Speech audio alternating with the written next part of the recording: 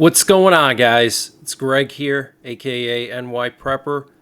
It is Wednesday, October 23rd, 2024, and I have an emergency alert to share with you guys.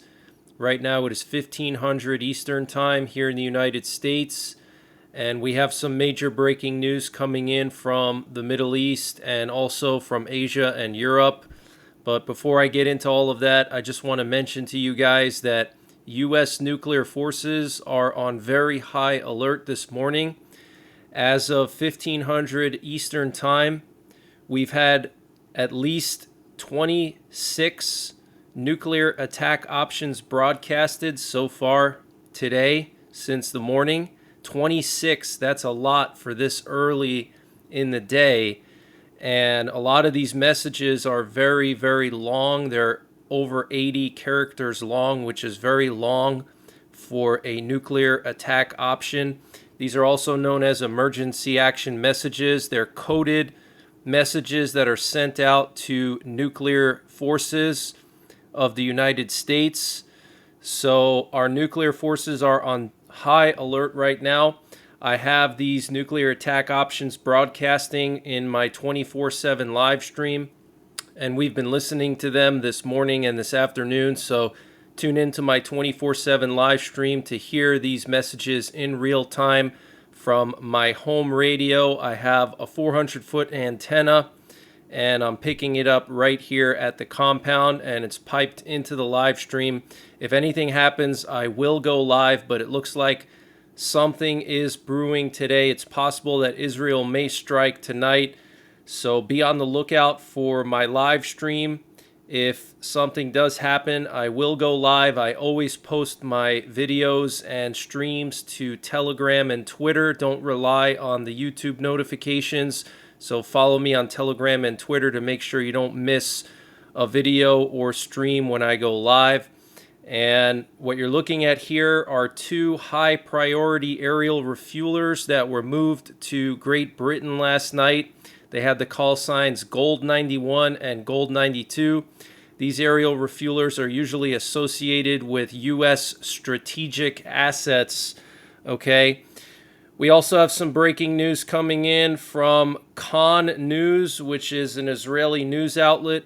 They were quoting Israeli officials who said that Israel is, quote, on the verge of striking Iran. Okay, so Israeli officials saying to Khan News that Israel is on the verge of striking Iran. And just the other day, we had credible sources inside of the Israeli government saying that Israel will hit the nuclear facilities.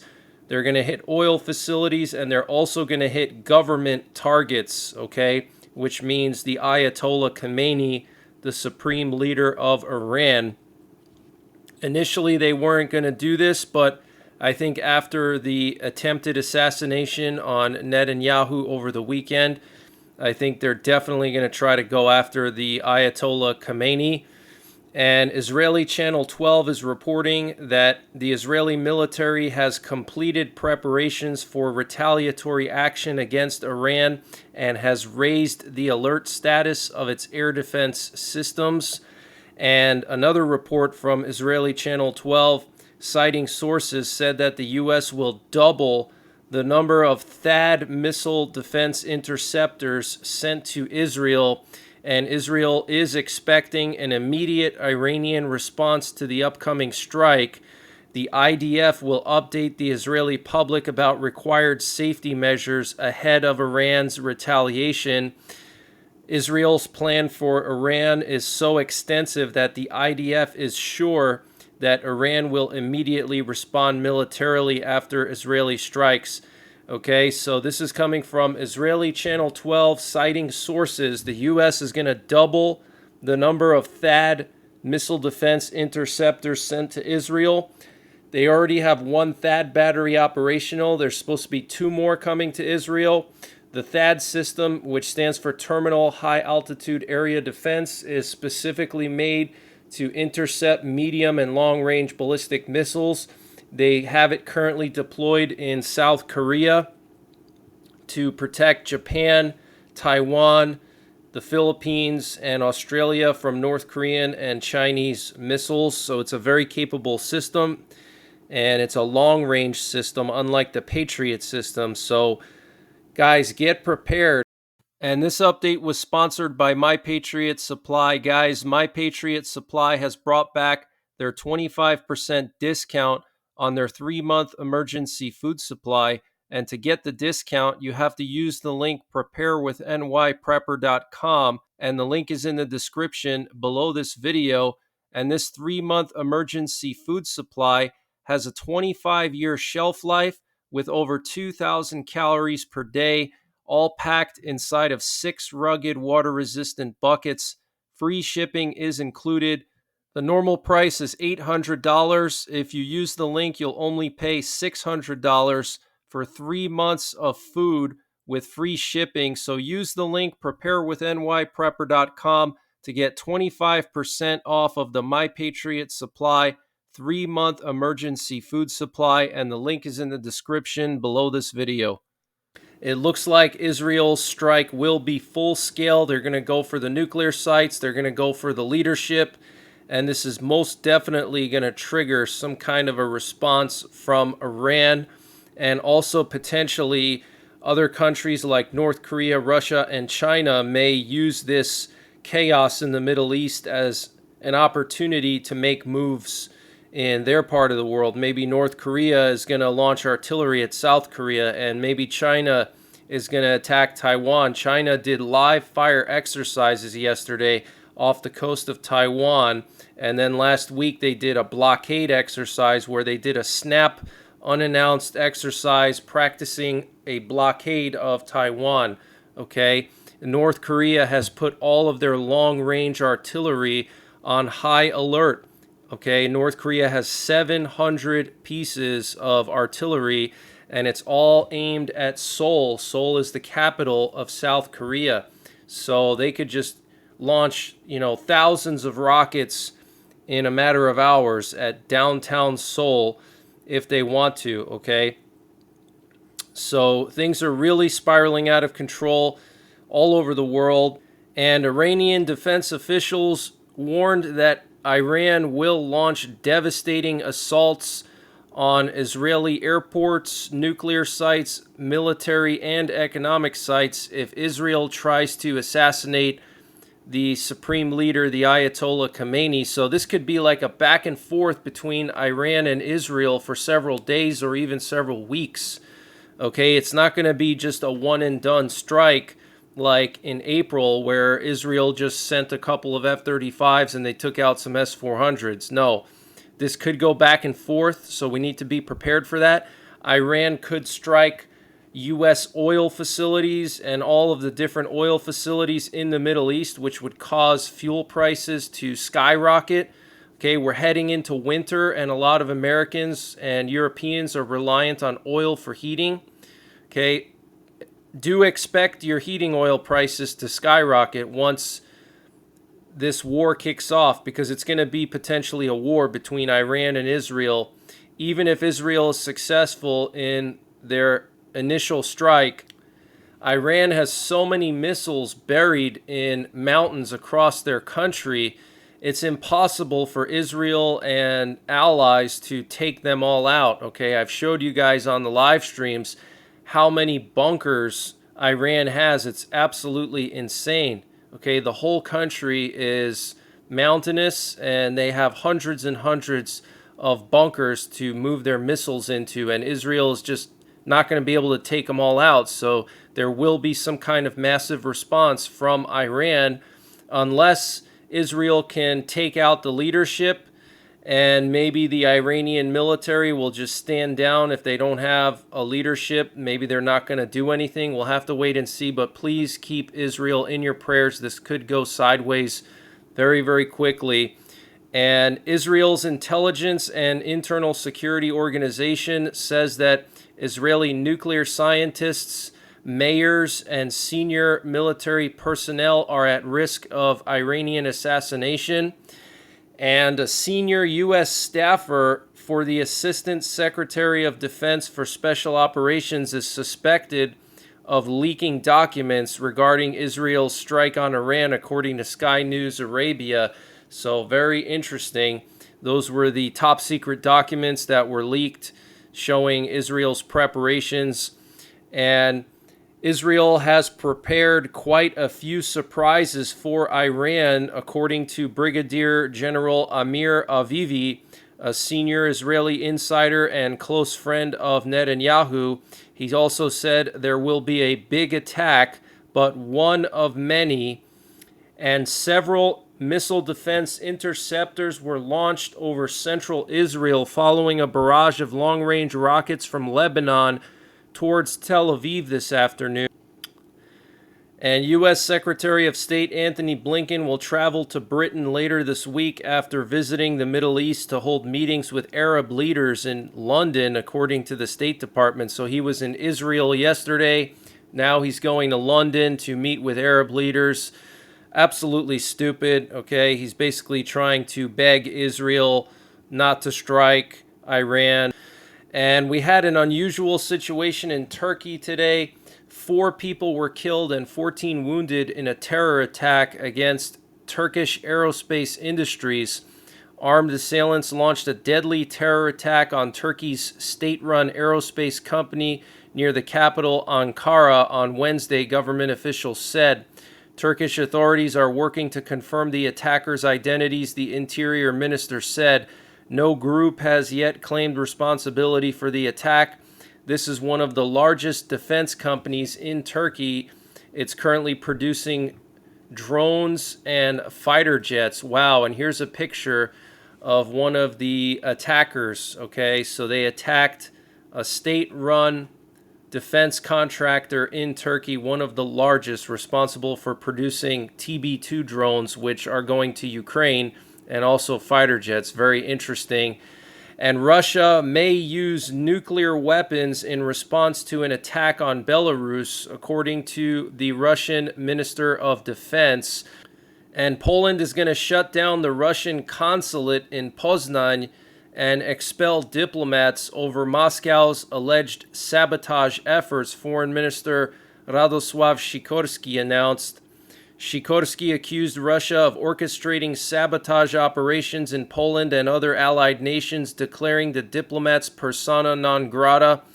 Russian Foreign Ministry spokeswoman Maria Zakharova condemned the move as a hostile step and vowed serious consequences. The alleged sabotage includes Russian attempts to infiltrate Polish infrastructure and support far-right groups amid the ongoing war in Ukraine. And the Russian defense minister arrived in the capital of Belarus to take part in a meeting of the joint board of the Ministries of Defense of Belarus and the Russian Federation. So they're having some kind of a meeting in Minsk, the capital of Belarus, of the defense ministries of Belarus and Russia. Okay, so that's a bad sign. We've been seeing a lot of high priority reconnaissance going on in northern Poland and in Lithuania. Poland has most recently moved hundreds of tanks and armored vehicles into Lithuania for a so-called NATO exercise, but really I think it's a forward deployment because Belarus is about to attack Lithuania. And the supreme leader of North Korea, Kim Jong-un, conducted an inspection of several nuclear missile bases recently, reviewing the functions and capabilities of the base's launch facilities, as well as the operational readiness of the strategic missile units.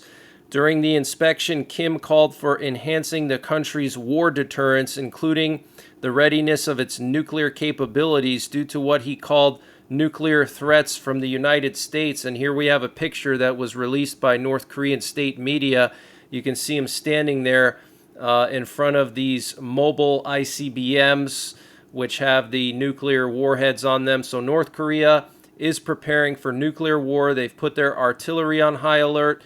China is doing drills off the coast of Taiwan. Okay, North Korean troops are moving to Russia to fight in Ukraine. Guys, this is World War. Okay, we're already in World War III. We just refuse to admit it.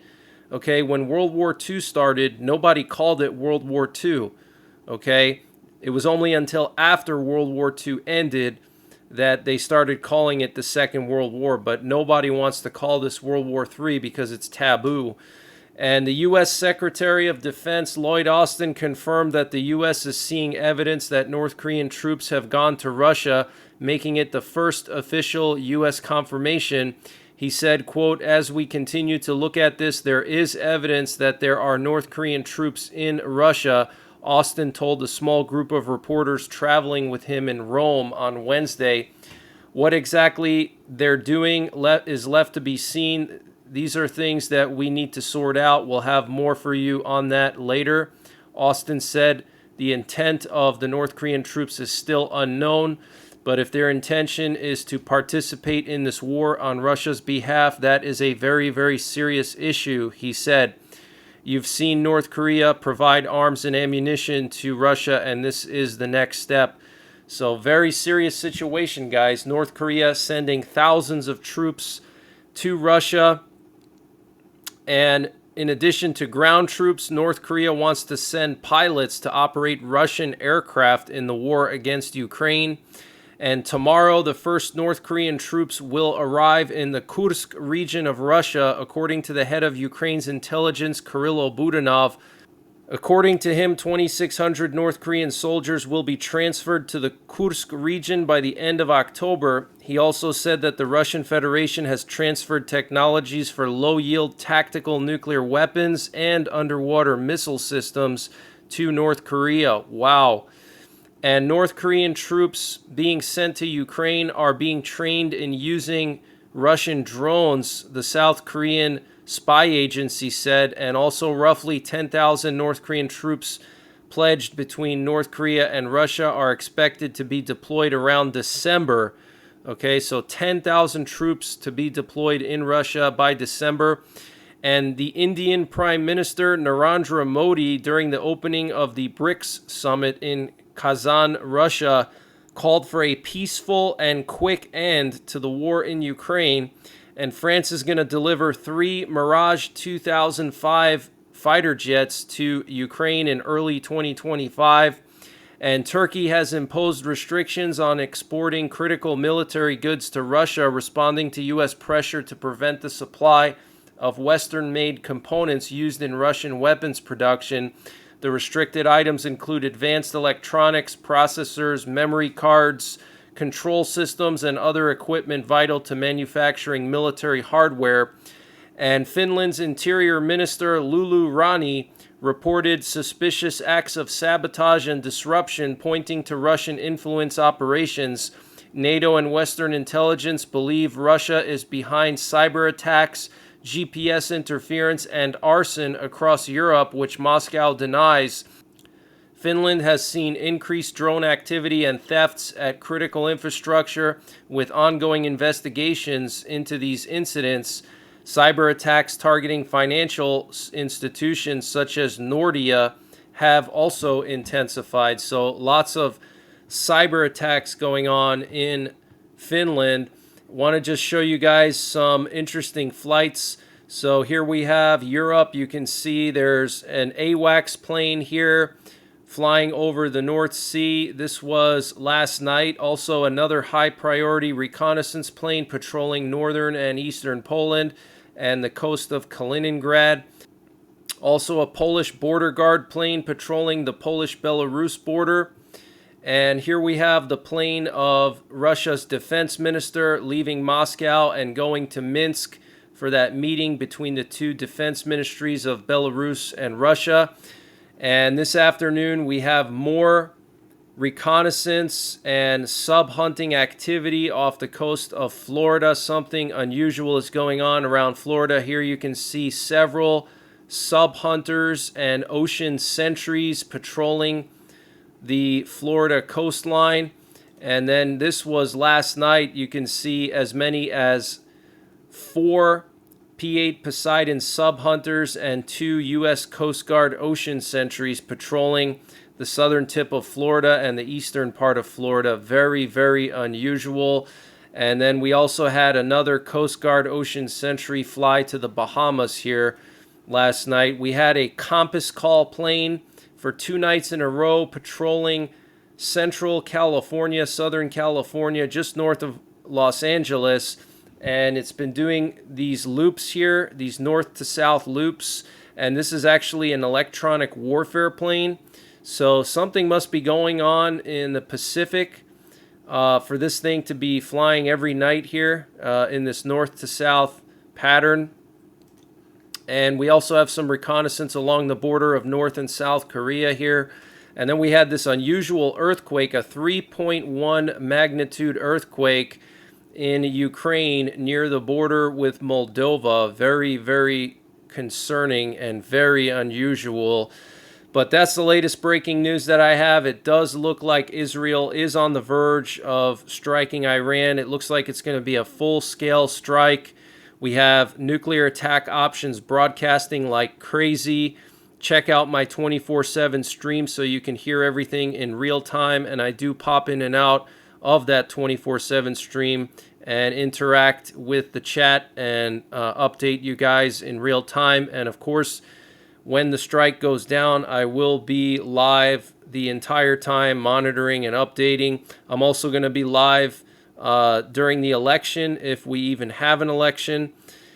And we also have everything going on in Asia with North Korea, readying their nuclear forces. Their artillery's on high alert. China's doing exercises around Taiwan.